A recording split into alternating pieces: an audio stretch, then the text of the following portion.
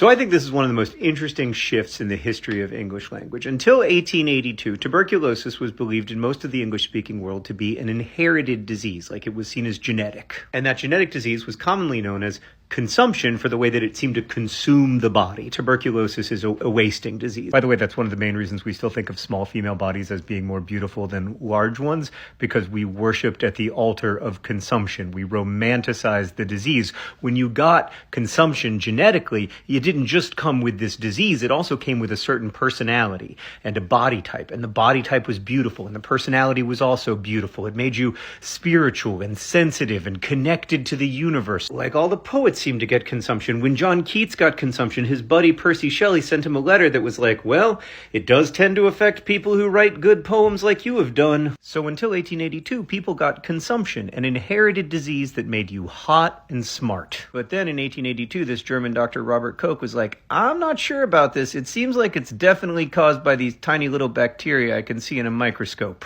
And once consumption stopped being an inherited disease associated with hotness, it became an infectious disease associated with filth and misery called tuberculosis. Consumption and tuberculosis are the same disease, but they're imagined and understood so differently that the experience of having consumption is very different from the experience of having tuberculosis.